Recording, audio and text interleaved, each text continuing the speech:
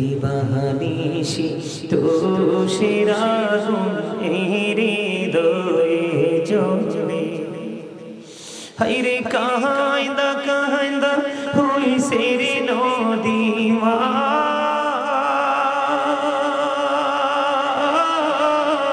হায়রে কাহাইন্দা কাহাইন্দা হইছে রে নদী আমার নয়ন জলে। দিবানিশি তুষের আগুন এই হৃদয়ে জ্বলে। আদর করে নেই গো কেউ আমায় কোলে তুলে, কিছু বিনা দর করিয়া যায় যে আবার ভুলে। আদর করে নেই গো কেউ আমায় কোলে তুলে, কিছু দিনা দূর করিয়া যায় যে আবার ভুলে। আমায় কে দিবে আর সান্ত্বনা গো মা,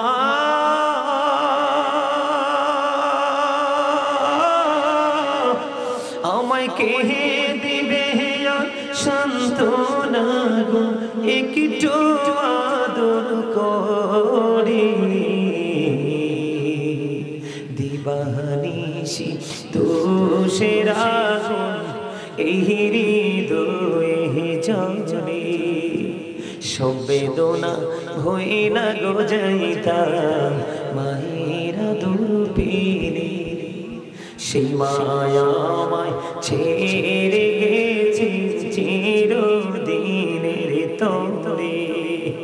বলে সব বেদনা হয়ে না গো যাইতাম মায়ের আদর পেলে, সেই মায়া আমায় ছেড়ে গেছে চিরদিনের তরে। আমায় নাম দড়িয়া ডাকে দিয়া রে মা,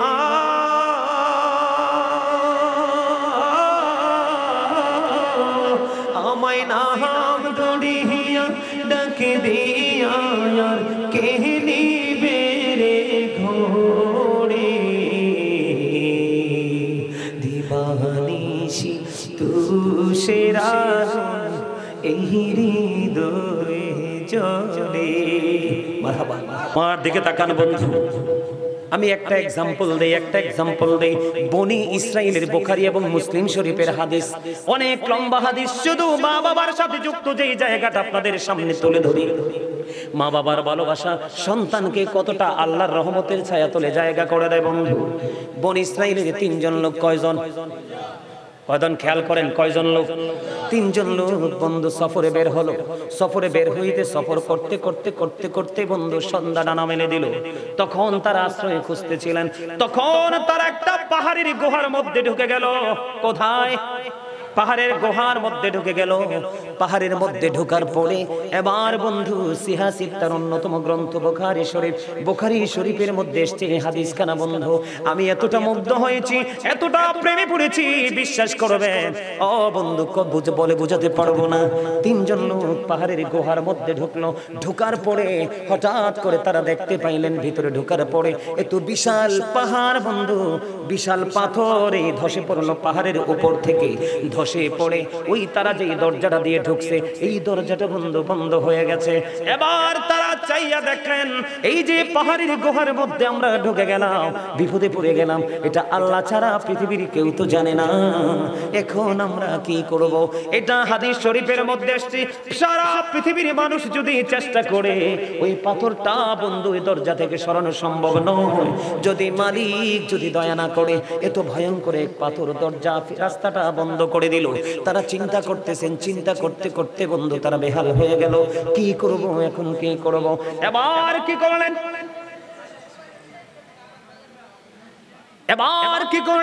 তিনজন মিলে চিন্তা করলেন। তিনজন মিলেমিশে চিন্তা করলেন যে আমাদের পার্সোনাল কিছু আমল আছে। কি আছে? পার্সোনাল কিছু আমল আছে আমার। তিনজনের কি আছে? পার্সোনাল স্পেশাল কিছু আমল আছে। তিনজনে মিলে পরামর্শ করলেন, আল্লাহর কাছে আমাদের নিজ নিজ আমল দিয়ে আল্লাহর কাছে আজকে দরখাস্ত করব। কি করব? দরখাস্ত করব, আমার আল্লাহ এই দরখাস্তের উসিলায়, আমলের উসিলায় আমাদেরকে কি করবে? বিপদ থেকে বাঁচাবে। তিনজন মিলে পরামর্শ করলেন। এর মধ্যে প্রথম জন হলো মা বাবার পাগল সন্তান। সুবহানাল্লাহ। প্রথম সন্তান কি? বাবা মার পাগল সন্তান। তিনজন মিলে বন্ধু তারা চিন্তা করে তিনজনের জীবনের তিনটা গুরুত্বপূর্ণ আমল তারা খুঁজে বের করলেন। এর মধ্যে প্রথম যিনি, ওনার জীবনের বন্ধু একটা আমল হলো মা বাবার প্রতি গুরুত্বপূর্ণ এক প্রেমের নিদর্শন। নিদর্শনটা হলো কেমন জানেননি? যেই তিনজনের মধ্যে আজকে একজন বন্ধু পাহাড়ের গুহার মধ্যে ঢুকে বিপদে পড়ে আছে। এই সন্তানটা মা বাবার পাগল। সেই ছিল একটা কাঠুরিয়া। কি? সে ছিল একজন কাঠুরিয়া। সকাল যখন হতো, বন্ধু দা অথবা কুড়াল নিয়ে তিনি জঙ্গলে যেতেন, কাঠ কেটে বন্ধু এনে তিনি বিক্রি করে তার জীবিকা উপার্জন করতেন। বন্ধু ওনার ঘরে দুধ দোহনের প্রাণী ছিল। আমাদের ঘরে ছাগল থাকে না, গাবি থাকে না, এই রকম বন্ধু দুধের প্রাণী। আজকে কাঠ কাটতে গিয়ে বন্ধু দেরি হয়ে গেল, কাঠ কাটতে গিয়ে দেরি হয়ে গেল, সময় মতো আসতে পারলেন না, অনেক দেরি করে আসলেন। আইসা দেখেন মা বাবা বন্ধু ঘুমিয়ে গেছে। যখন ঘুমিয়ে গেল, কাঠগুলো রেখে আগে বন্ধু তিনি দুধ দোহন করলেন। দুধ দোহন করার পরে যখন তিনি ঘরে গেলেন, ঘরে যাওয়ার পরে যাইয়া দেখলেন এখনো বাবা মার ঘুম ভাঙে না, বাবা মা ঘুমিয়ে আছে। দুধ যখন দহন করলেন, আপনারা বলেন একটা ছেলে লাকড়ি কেটে এনে এসেছে, কত কষ্ট না লাকড়ি কাটা। লাকড়ি কাটা এটাকে আলাদা করা বন্ধু অনেক কষ্টের কাজ। সন্তান কত মা বাবার পাগল, নিজের কষ্টটাকে পুরো কুরবানি করে দিল। পুরো কষ্টটাকে কুরবানি করে দিয়ে বন্ধু এবার কি করলেন? পুরো কষ্টটাকে কুরবানি করে দিয়ে দুধটা দহন করলেন। দুধের পাত্রটা হাতে নিয়ে বন্ধু দাঁড়িয়ে গেলেন। হাদিস শরীফের মধ্যে এসেছেন তার ওরসের সন্তান। সন্তান বাবাকে ডাকে, বাবা, বাবা গো, দাদু দাদা ঘুমিয়ে আছে গো, আমাকে একটুখানি দুধ দাও না, আমি দুধ পান করব। কেমন সন্তান! ওই সন্তান একটা ডাক দিয়ে বলল, বাবা, বাবা গো, যতক্ষণ পর্যন্ত আমি আমার মা এবং বাবাকে দুধ খাওয়াতে না পারবো, আমি কাউকে পাতিল থেকে দুধ দিব না। জোরে জোরে কন্যা সুবহানাল্লাহ। কেমন পাগল সন্তান! নিজের সন্তান ডেকে ডেকে বলে, বাবা একটুখানি দুধ দাও। সন্তান দুধ দেয় না, না না না, আমি আগে আমার মাকে খাওয়াবো, আমি আগে আমার বাবাকে খাওয়াবো, তার আগে আমি তোমাকে দুধ দিব না। হাদিস শরীফের মধ্যে এসেছে বন্ধু, বাচ্চাটা দুধের জন্য কান্না করলো, বাবা দুধ দিল না। বন্ধু এমনি করে করে রাত্রটা পোহায়া গেল। সকালে যখন হলো, আসসালাতু খায়রুম মিনান নাওম, আজান হয়ে গেল, বাবা মার ঘুম ভেঙে গেল এবং বাবা মাও জুটুজু বানিয়ে বন্ধু নামাজ পড়লো। আর সন্তান তো দুধের পাত্র হাতে নিয়ে মায়ের দরজায় দাঁড়িয়ে আছে। বাবা মা উঠলো, ওঠার পরে বাবা মাকে দুধটা খাওয়ালো, দুধ পান করলো। বন্ধু এমন প্রেম মা বাবার সাথে আজকের এই সন্তান পৃথিবীর কেউ জানে না। পাহাড়ের গুহার মধ্যে বিপদে পড়ে আছে, এবার কি করবে? আজকে আল্লাহকে একটা ডাক দিয়ে বললেন, আল্লাহ গো, ওই দিন আমি পাহাড় থেকে গিয়েছিলাম, শরীর অত্যন্ত ক্লান্ত ছিল, আমি খুব টায়ার্ড ফিল করেছিলাম, কিন্তু তারপরেও আমার বাবা মার প্রেম এত বেশি ছিল গো, আমি দুধ দোহাই আমার সন্তানকে পর্যন্ত দেইনি গো।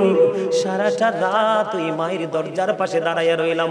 আল্লাহ, ওই দিন মা বাবার সাথে মিষ্টি আচরণ করেছিলাম শুধু তুমি আল্লাহকে খুশি করার জন্য। ওই দিন বাবা মার সাথে যেই আচরণ করেছি, যে ব্যবহারটুকু করেছি, ওই ব্যবহার যদি তোমার কাছে ভালো লেগে থাকে, তাহলে আজকে ওই বিপদ থেকে তুমি আমাকে উদ্ধার করো। ওয়াল্লাহি ওয়াল্লাহি, আল্লাহর কসম করে বলছি বন্ধু, এই হাদিসটা আমি কতবার পড়েছি এটা আমি সংখ্যা গণনা করে বলতে পারবো না। যতই দেখি, যতই পড়ি, ততই যেন প্রেমে পড়ে যাই। কত নিয়ামত আমার ঘরে, আমার আঙিনায় হাঁটাহাঁটি করে রে, আমরা এই নিয়ামতটুকু চিনতে পারি না। এটা কত বড় দুঃখজনক বন্ধু। আজকে সন্তান ওই পাহাড় থেকে দোয়া করতেছে, দোয়া করতে করতে করতে করতে এবার বন্ধু আল্লাহর কাছে যখন দোয়া করো শেষ হয়ে গেল, এবার চাইয়া দেখে রে, দরজা থেকে পাথরটা আল্লাহর কুদরতে একটু সরে গেছে। জোরে জোরে কন্যা সুবহানাল্লাহ। বন্ধু যদি ওই দুটো বলতে যায় অনেক সময় লাগবে রে। পরে যে দুইজন তাদের জীবন ওই দুইটা অত্যন্ত গুরুত্বপূর্ণ, ওই দিকে যাব না, কারণ মেহমানদেরকে বিদায় দিতে হবে। তারা বসতে চাইলেই কিন্তু বসিয়ে রাখা যায় না, তাদেরকে বিদায় দিব। আলোচনাটা এই বিষয়টাই, টপিকটা আমি শেষ করে দেই বন্ধু, এরপর ওনাদের পরিচয় করিয়ে বিদায় দিব। আমার দিকে তাকান, ঠিক আছে? আমার দিকে তাকান। ওয়াজ আপনাদের কাছে ভালো লাগে? ভালো লাগতেছে? আলহামদুলিল্লাহ বলেন। দেখছেন ওনারাও প্রেমে পড়ে গেছে। বাবা আমার প্রেম এত মধুর। আরে তারা না থাকলে তো আপনাকে আমাকে কিচ্ছু দিয়ে না যায়। এই যে আপনার আমার দেহটা, এটা কিন্তু তারা কি করে দিয়ে গেছে। অসুখ হইলে মা ওষুধ খায় নাই, সন্তান অসুখ হইলে তারে খাওয়াইছে। কথা কন না কেন? গরিবের ঘর আছে না, পেটের খিদায় মা পেটে পাথর বেঁধেছে, কিন্তু সন্তান কি উপাস। কত কত কত বড় লোকের দরজায় গিয়ে অপমানিত হয়েছে, লাঞ্ছিত হয়েছে, তারপরেও সন্তানের প্রতি বিরক্ত। ঠিক না? ঠিক রে, বাস্তব কথা কিনা বলেন? সেই মা বাবাকে কষ্ট দেওয়া যায়? আরো ওই দুইজন যখন বন্ধু তাদের নিজস্ব কর্মকে প্রেজেন্ট করে যখন আল্লাহর কাছে ওসিলা দিয়ে দোয়া চাইলেন, ওই পাথরটা একটু একটু করে সরে যায়, তারা বিপদমুক্ত হয়ে যায়। জুড়ে জুড়ে কন্যা সুবহানাল্লাহ। এবার আসেন বন্ধু, আর দুইটো জায়গা আপনাদেরকে নিয়ে একটু বিচরণ করব, কারণ আমার আরো দুইটো বিষয় বাকি আছে, একটু একটু করে আলোচনা করব। বন্ধুরে আমার, মূসা নবী একদিন আল্লাহকে প্রশ্ন করলেন। মূসা কালিমুল্লাহর নাম আপনারা শুনেছেন তো? 1,24,000 নবী রাসূল আল্লাহ কি করেছেন? পাঠিয়েছেন। এর মধ্যে 8 জনকে আল্লাহ স্বর্গীয় উপাধি দিয়েছেন। এর মধ্যে একজন হলো মূসা কালিমুল্লাহ। মূসা স্পোক টু আল্লাহ, মূসা আল্লাহর সাথে কথা বলেছেন। মূসা এমন একজন আল্লাহর নবী। মূসা কালিমুল্লাহ একদিন আল্লাহ রাব্বুল আলামিনকে ডেকে বললেন, আল্লাহ আমি মূসার সাথে জান্নাতে বন্ধু হয়ে কে যাবে গো? আমার আল্লাহ মূসা কালিমুল্লাহকে জানিয়ে দিলেন, তোমার সাথে জান্নাতে বন্ধু হয়ে যাবে আলী বিন মুআফিক। আল্লাহ গো, সে কোথায় গো? কয় বলকে চলে যাও। এবার মূসা নবী ওই খবর পেয়ে বলকে চলে গেলেন। বলকে যাইয়া দেখলেন আলী বিন মুআফিক বন্ধু এত বিশ্রী, এত কুশ্রী, এত কালো। মূসা কালিমুল্লাহ দেখে আশ্চর্য হয়ে গেলেন, এত বিশ্রী চেহারার মানুষ, এত কালো চেহারার মানুষ, কেমন করে আমি মূসার সাথে বন্ধু হয়ে জান্নাতে যাবে? আপনারা সবাই একটু সামনে আসেন না, ওই যে দেখেন তারা অনেকক্ষণ দাঁড়ায় রয়েছে কষ্ট করে। আমি আগে আপনাদেরকে বলছিলাম, এই তুমি আসো এখানে, বাবু আসো, তোমার সামনে খালি জায়গা, আসো ভাই, আপনারা দয়া করে সামনে আসেন। নবীজির সুন্নাত হলো আপনি বসবেন, আপনার সামনে আশেপাশে জায়গা থাকলে আপনার ভাইকেও বসতে দিবেন। সবাই আসেন, এই যে ভাইয়ের আপনারা সবাই আসেন না দয়া করে। এই যে ওই মানুষগুলো এই অনেকক্ষণ ধরে দাঁড়িয়ে আছে, সবাই আসেন। আসেন না সবাই, সবাই আসেন, সবাই আসেন। আরে ভাই ওনাদেরকে বসতে দেন না, আসেন সবাই আসেন। আরো জোরে বসেন।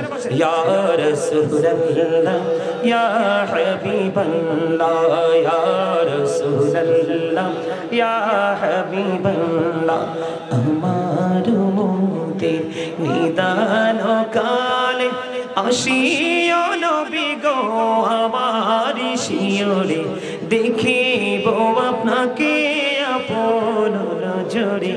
ইয়া রাসূলুল্লাহ ইয়া হাবিবাল্লাহ ইয়া রাসূলুল্লাহ, লা শুনেছি হাদিসে দেখিলে আপনাকে জীবনের গুনাহ ঝরিয়া পড়ে, দিও গো দেখা দয়া করে।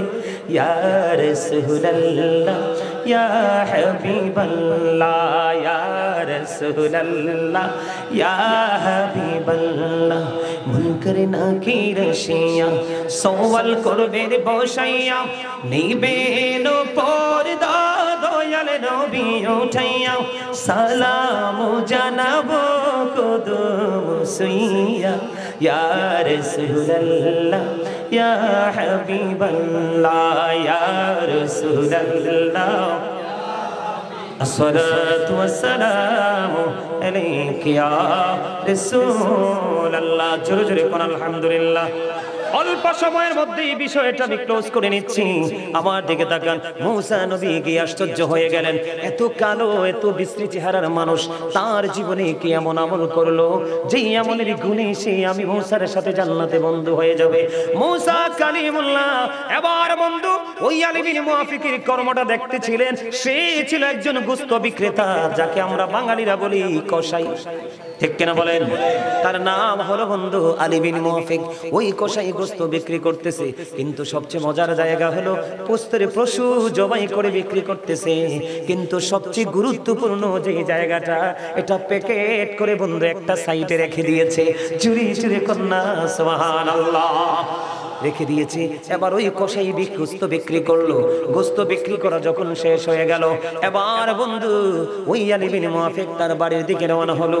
মুসা কালিমুল্লাহ তার সঙ্গে সঙ্গে বাড়ির দিকে রওনা হলো। যাইতে যাইতে যাইতে যাইতে মুসা নবী যাইয়া দেখলেন তার মা এত বৃদ্ধ, এত বড় বুড়া হয়েছে, হাঁটতে চলতে পারে না বন্ধু। একটা খাঁচার আরামদায়ক একটা খাঁচার মধ্যে বসাইয়া একটা উঁচু জায়গার মধ্যে রেখে এসেছে, যেন কোনো বিষাক্ত পোকামাকড় মাকে ধ্বংস করতে না পারে, ধ্বংসন করতে না পারে।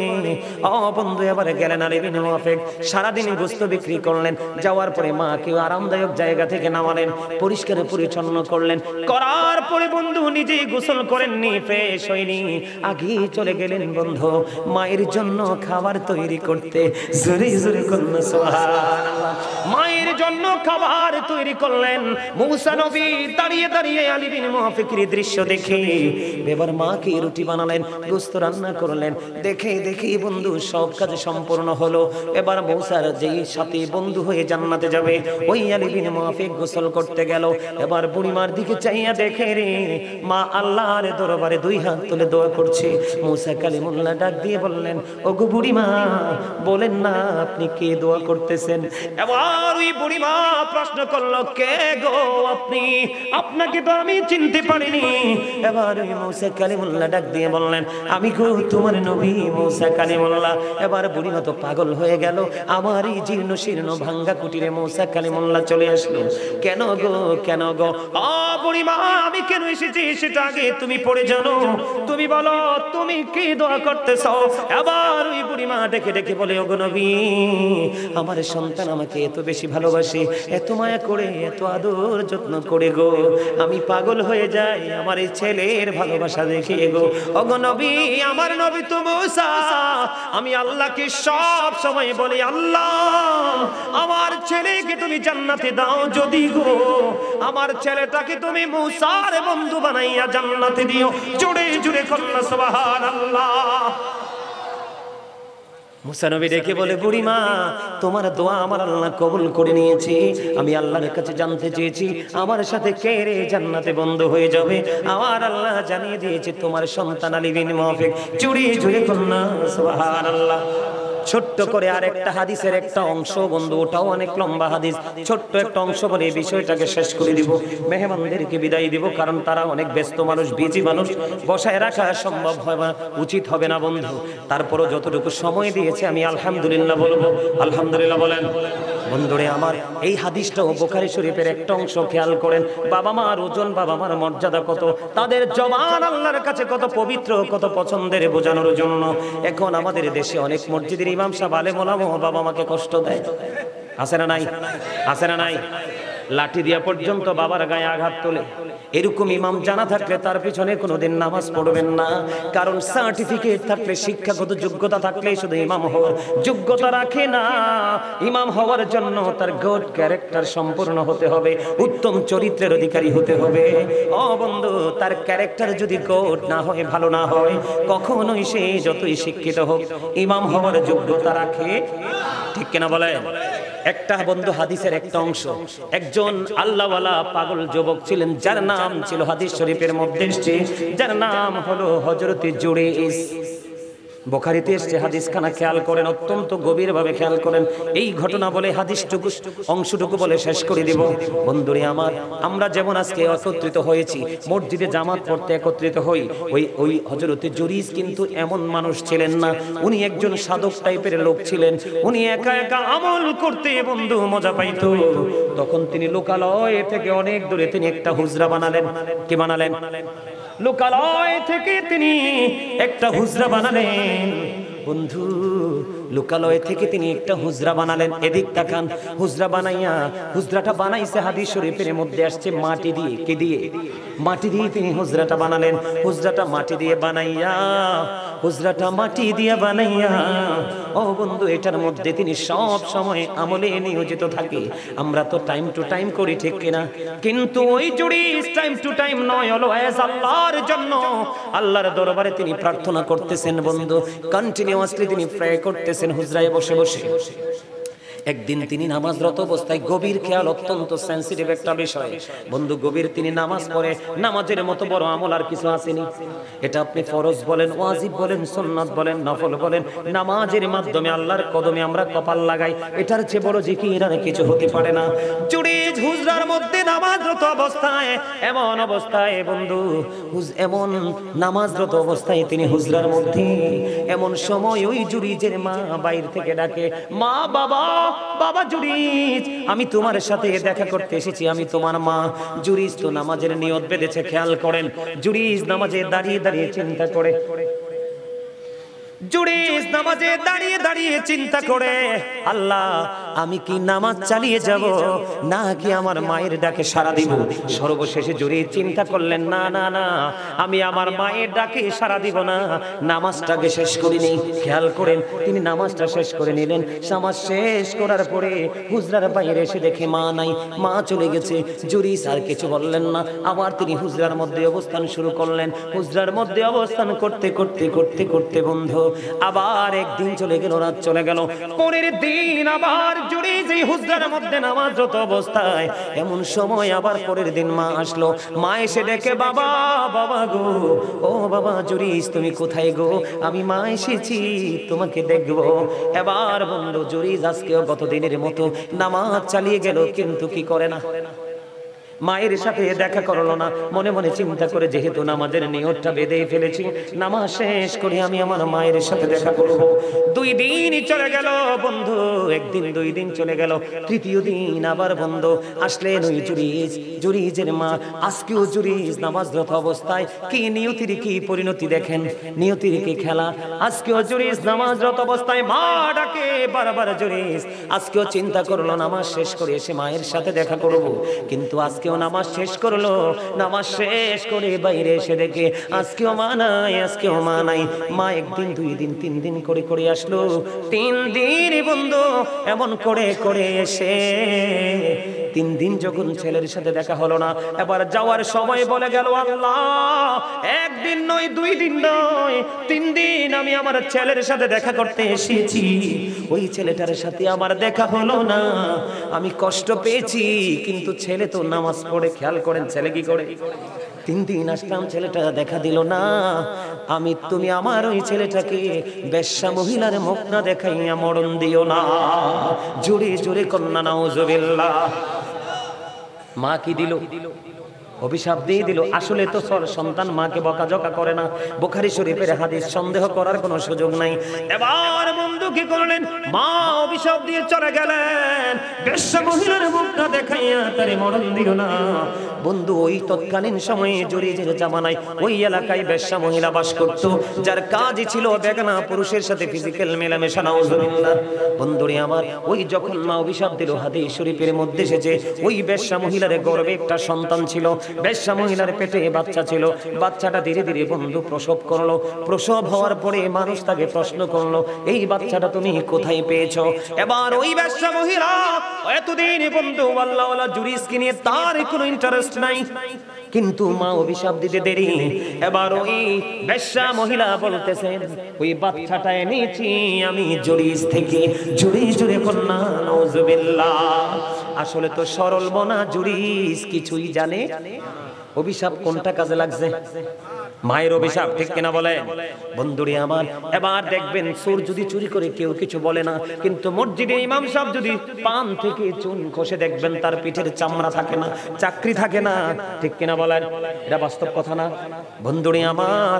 এবার তৎকালীন সময়ে যখন মানুষ শুনলো জুরিজ ওই বেশ্যা মহিলার সাথে অবৈধ কাজ করেছে, ওই বেশ্যা মহিলার বাদ পেটে সন্তান এসেছে, এবার কিছু উগ্রবাদী প্রত্যেকটা মহল্লায় আছে না নাই? যেটা করা দরকার নাই সেটাও করে, যেটা করার দরকার আছে সেটা করে না, আছে না নাই? তৎকালীন সময়ে বন্ধু কিছু উগ্রবাদী মানুষ জলদি চলে গেল, হুজুরিজের এই মাটির হুজরাটাকে ভেঙে ফেললো, তাকে কন্টিনিউয়াসলি বন্ধু প্রহার করতে শুরু করলো, মারতে মারতে মারতে মারতে প্রহার করতে করতে বন্ধু তাকে টেনে হেসড়ে তার হুজরা থেকে বের করলো। এবার জুরিজ বলল, তোমরা আমাকে এভাবে প্রহার করতেছো কেন? কেন গো আমাকে তোমরা প্রহার করতেছো? এই কথা বলার পরে এবার হযরতে জুরিজ যখন প্রশ্ন করলো, তখন ওই মানুষগুলো বলল, তোমাকে প্রহার করার কারণ হলো তুমি বেশ্যা মহিলার সাথে অবৈধ মেলামেশা করে তার গর্ভে সন্তান দিয়েছো। জুরি জুরি কন্যা নাউজুবিল্লাহ। এবার ওই আল্লাহওয়ালা বুজুর্গ সাধক ওই জুরিজ বলল, আমি ওই মহিলার সাথে কোনো মেলামেশা করিনি, ওই বাচ্চাটা কোথায় আমার কাছে নিয়ে আসো। খেয়াল করেন জুরিজের পাওয়ার কত, আল্লাহর কাছে, আল্লাহর সাথে তার কত প্রেমের বন্ধন। ওই জুরিজ কনফিডেন্সলি বলল, তোমরা একটা কাজ করো, আমাকে একটা ঘটি পানি দাও, আমি একটু নামাজ পড়বো। একটা ঘটি পানি দিয়ে ওযু বানাইয়া তিনি নামাজে দাঁড়ালেন। নামাজে দাঁড়ানোর পরে নামাজ শেষ করলেন। নামাজ শেষ করার পরে এবার দেখেন কত মজার খবর, নামাজ শেষ করার পরে এবার তিনি ডাকলেন, কোথায় ওই বেশ্যা মহিলার বাচ্চা, আমার কাছে নিয়ে এসো। এবার ওই বাচ্চাটাকে নিয়ে আসলো। আমি যে ওয়াজ করতেছি ভালো লাগছে বলেই কিন্তু সবাই আসছে, ভালো না লাগলে কি বসতেন? সবাই চলে যেতেন। কিন্তু মানুষের মধ্যে একটা প্রশ্ন কন্টিনিউয়াসলি ঘুরপাক খাচ্ছে, এমন আল্লাহওয়ালা জুরিজ এমন নাপাক কাজ কোনোভাবে করতে পারে না, এটা করতে পারে না। আসলে বাস্তবতা কি দেখবো, মানুষ বন্ধু লোকে লোকারণ্য হয়ে গেল, মানুষগুলো সারি সারি ভাবে দাঁড়িয়ে গেল। ওই ছোট্ট বাচ্চাটাকে জুরিজের সামনে বন্ধু আনা হলো, দৃশ্য দেখার জন্য মানুষগুলো পাগল পাড়া হয়ে গেল। ওই ছোট্ট বাচ্চাটার পেটটার উপর জুরিজের ওই বরকতময় হাত রেখে ওই বাচ্চাটাকে ডাক দিয়ে বললেন, মাত্র এই কয়েকদিন হয়েছে বন্ধু বাচ্চাটা হয়েছে, একেবারেই ছোট্ট শিশু, কথা বলা তো একেবারে ইম্পসিবল, ঠিক কিনা বলেন? এখন বাচ্চাটার পেটটার উপর হাতটা রাখতে দেরি, পেটটার উপর বন্ধু হাতটা রাখতে দেরি রে। ও বন্ধু বাচ্চাটাকে হাতটা রেখে বলল, বাবু বলো না তোমার বাবা কে? ওই ছোট্ট বাচ্চা একটা ডাক দিয়ে বলল, ওই রাখাল আমার বাবা। আওয়াজ তোলে বলেন না সুবহানাল্লাহ। তাইলে জুরিজের পাওয়ার আছে না নাই? কথা বলেন, পাওয়ার আছে না নাই? জুরিজের পাওয়ার আছে না? এত পাওয়ার থাকার পরেও কিন্তু মা অভিশাপ দিতে দেরি লাগতে দেরি নেই। আপনাদেরকে বুঝাইতে চেয়েছি, বাবা মাকে ওহ শব্দ যেন করতে না পারে, এতটুকু আঘাত দেওয়া যাবে না। আমি কিন্তু এই ওনাকে একটু পর পর তাকাচ্ছি, এই যে আমাদের আজকের চিফ গেস্ট হিসাবে আপনি একজন, আপনাদের বাড়ি কোথায়?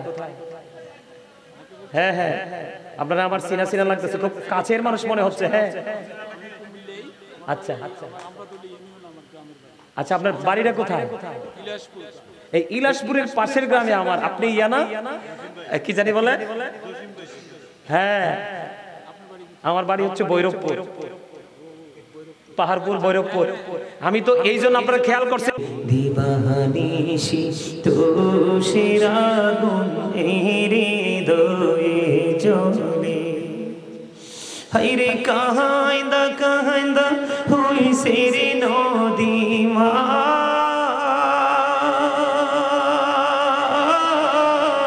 হায়রে কাহাইন্দা কাহাইন্দা হইছে রে নদী, আমার নয়ন জলে, দিবানিশি তুষের আগুন হৃদয়ে জ্বলে,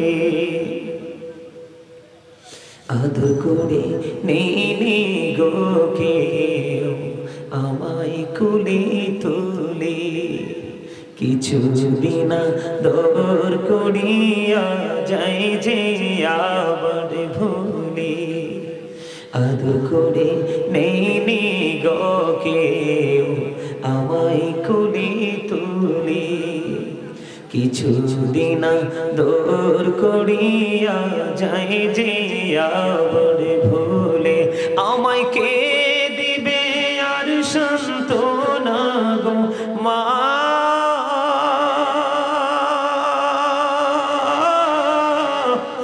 আমায় কে দিবে আর সান্ত্বনা গো, একটু আদর করে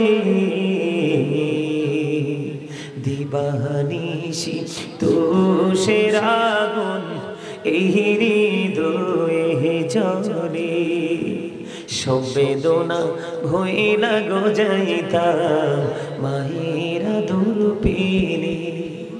সেই মায়া আমায় ছেড়ে গেছে চিরদিনের তরে, বলেন সব বেদনা ভইলা গো যাইতাম মায়ের আদর পেলে।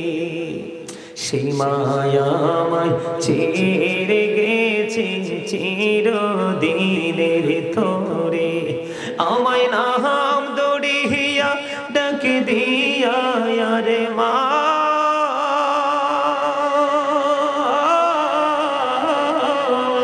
আমায় নাম দড়িয়া ডাকে দিয়া কে নিবে রে ঘোরে।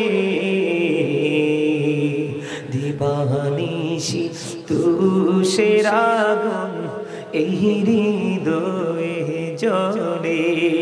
মারহাবা। গজলটা আরো বড়, আরো যদি লম্বা করি তাহলে আমার আরো সময় লাগে যাবে, কিন্তু আমার ওয়াজ বাকি রয়েছে আরো। আমি কি ওয়াজ শেষ করব নাকি আরেকটু করব আলোচনা? মা বাবা নিয়ে যেটুকু করছি তো সারবো তো, চলবে না? যারা বোঝার কিন্তু বুঝে গেছে, যারা বুঝেছেন বুঝে গেছেন। তবে সর্বশেষে হাদিস থেকে একটু বুঝাইতে চেষ্টা করছি আপনাদেরকে যে বাবা মাকে কোনোভাবে কি করা যাবে না, কষ্ট দেওয়া যাবে না। এখন আমি কি করি কোন তো, ওরা যে দাঁড়াই রয়েছে আমার কাছে তো খারাপ লাগতেছে। হ্যাঁ আপনারা ভাইয়েরা আমার, আপনাদেরকে আবারও বলছি, আপনারা অনেক লম্বা সময় তো আলোচনা শুনতেছেন, আমি খুব অল্প সময়ের মধ্যে শেষ করে দিব। আপনারা সবাইকে বিনীতভাবে অনুরোধ করছি, আপনাদের মাঝে মাঝে একটু একটু গ্যাপ আছে, একটু সামনের দিকে এসে বসেন না দয়া করে। এই যে ওরা কত মানুষ, ওরা দাঁড়ায় রয়েছে, সবাই আসেন সামনের দিকে, ওদেরকে একটু বসতে দেন। আচ্ছা ঠিক আছে, আপনারা কথা বললেন না। আমি একটা আলোচনা করবো এখন ছোট্ট করে। কি করে? এটা কি কোরআন শরীফ না? আমার দিকে তাকান, আপনারা একটু আমার দিকে খেয়াল করেন। হ্যাঁ, কথা বলবেন না দয়া করে। এতক্ষণ যেভাবে আদবের সাথে আলোচনা শুনেছেন ঠিক এইভাবে আলোচনা শুনবেন। একটু মহব্বত করে আদবের সাথে আমি একটু আলোচনা করব একটা বিষয় নিয়ে, কারণ ওই সমস্যাটাও আমাদের সমাজের মধ্যে অনেক বেশি দেখা যায়। কেন বলতেছি জানেননি? আমাদের এলাকায় এখন কিন্তু আমাদের প্রত্যেকটা, সারা বাংলাদেশের প্রত্যেকটা আনাচে কানাচে কোনো জায়গায় একটু মানুষগুলো ফাস্ট, আবার কোনো জায়গায় একটু স্লো, কিন্তু সমস্যাটা আছে, এটা কিন্তু সত্য। সেই সমস্যাটা হলো আপনার আমার দুনিয়ার নিজের পার্সোনাল সবকিছুই কিন্তু সহজভাবে চলে, একটা জায়গা চলে না, সেটা হলো মসজিদ।